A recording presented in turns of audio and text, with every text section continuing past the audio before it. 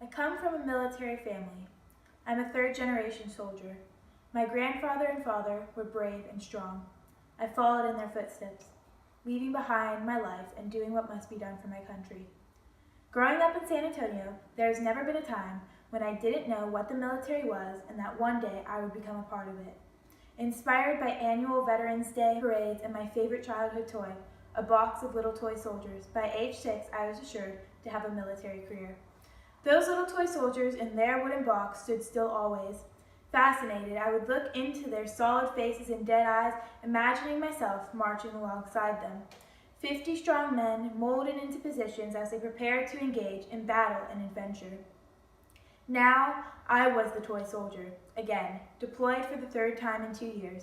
This time, I had to leave my wife, pregnant with my son. It is hard to imagine two human activities more dissimilar than bearing children and fighting wars. This is the way it was between my wife and I, pulling opposite directions on the heartstrings that attach us as we experience two different worlds. All the other soldiers had similar sob stories, but they all seemed to somehow just deal with the pain, or maybe just not hurt as much. I'm not sure. My grandfather and father seemed to be fine as well, leaving me isolated as the one who could not cope. But I hurt and I cry. My heart will numb to the battles and my eyes will dry. I will think that I am growing to be fine, that things are getting better, looking up or whatever. And then when I run or sit or eat, it will hit me all over again, like I was leaving her, that human as close to perfect as they get, on the platform all over again. My heart pains worse than the soreness and the scrapes. My heart pains with so much intensity that I feel the need to put my hand firmly over my chest to prevent my heart from forcing out into the open by breaking through my skin and bones. And so it went, and so we lived. We existed in our individual lives, only breaking the mathematical concept of parallelism with the occasional letters and moments of connectedness where I could feel the universe folding in to push us together for a time short enough that the complex fabric of time remained unaffected. Perhaps it was one of these moments where I could feel her warmth in the inner workings of my mind that caused me to be distracted. This could just be an excuse for lack of focus and skill, but perhaps it was one of these moments that caused me to look down rather than up. I was shot. This was no fault but my own. I suppose one could place blame on the man behind the opposing gun, but I didn't. I am self-critical, my new therapist said, so I blame myself. I knew to stay focused, move quicker, duck low, but perhaps it was one of those moments. Gun wounds hurt. I did not go numb to the immense feeling like I thought. It seemed when you are in so much pain you don't feel anything at all, but I was fully submersed in that moment, feeling each gut-wrenching sensation with heightened clarity. No one should be happy to be shot. No one should rejoice from the bitter unluckiness of laying on the ground, blood rushing from the newly constructed fountain in my upper thigh, but my un-American, undedicated, soft soul sang out hallelujah. An injury of this caliber stamped me with the words damaged, no longer fit to serve in the U.S. military, on my way home. Home to my wife and son who I have never met, to the life I had left behind a year and a half before, to the picturesque brick-red house with the memories soaked into the drywall. The happy news of my homecoming left my wife crumpled on the floor with joy spilling from her palms. This is what I saw when I opened the white front door. I saw a woman collapsed on the tiled floor of the kitchen. I rushed to her and rescued her soul in my arms, embracing her after the cold forever. I was hugging a stranger, however. My wife's touch felt as uncomfortable and unfamiliar as hugging a woman passing me in the street. I, of course, did not express this feeling. I rather covered my unusual and frightening emotions with a curtain of overwhelming appreciation and happiness, not only for my wife's sake, but also in an attempt to hide the empty pit the devil of war had created from the angel on my shoulder. I grasped onto my wife's hand as she led me into our spare bedroom, which I knew had been turned into a nursery. My grasp of eagerness jolted electricity through the circuit that was now connected between my wife and I. This circuit held electrons that performed a well-rehearsed drum roll of anticipation for me to finally meet my son. It seemed I was instantaneously looking into the face of a baby placed into my arms. I dove into my son's bright blue eyes and put my arm out to cling on to the love I knew I would find in the depths behind his shining pupils.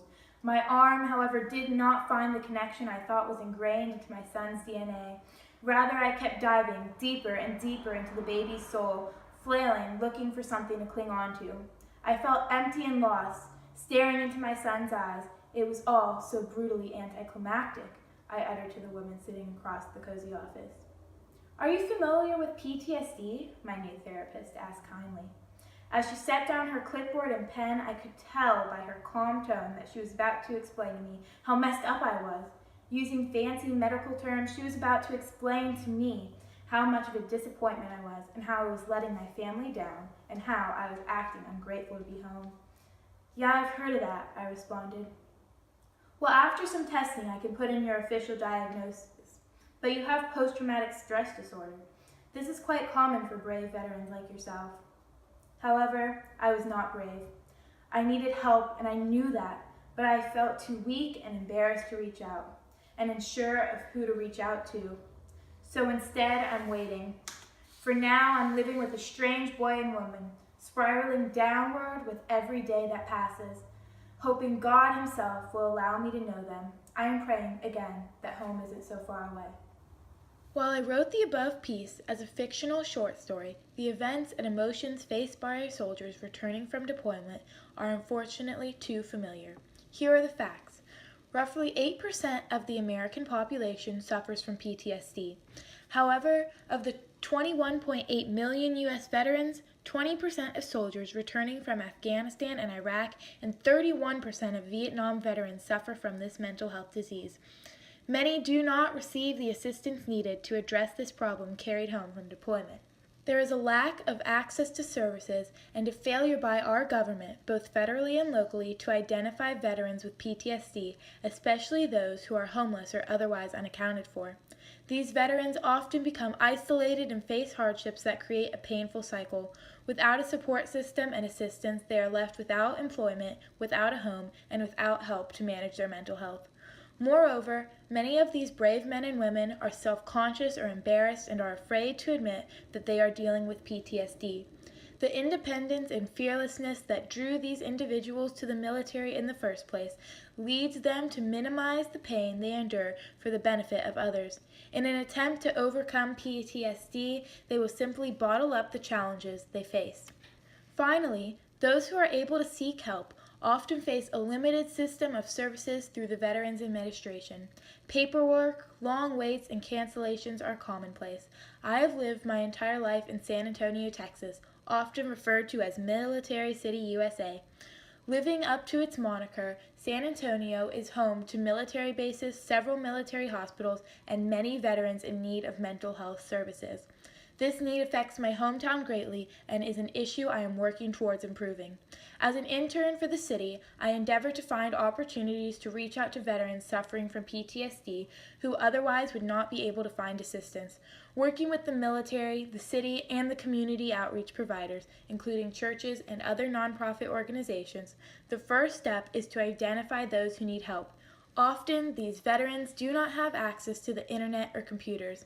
I help these vets complete applications for services and find important documents like birth certificates and discharge papers necessary to receive assistance. I also share with organizations information about PTSD and encourage people who believe they may be suffering from this illness to come forward and seek help. Many services are local and not readily known. For example, my grandfather is active in the local chapter of Jewish war veterans. This group financially supports a local program that trains therapy dogs and places these animals with veterans working to improve their mental health. At a recent monthly meeting, I explained the work I was committed to doing to my grandfather's organization, and now I include their program along with many others when educating veterans about services available to them and their families. I am passionate about this issue of veterans and their access to mental health services. I aim to assure that anyone dealing with the difficulties of PTSD is given the best opportunity to find help and to continue with a successful transition to civilian lives for themselves and their families.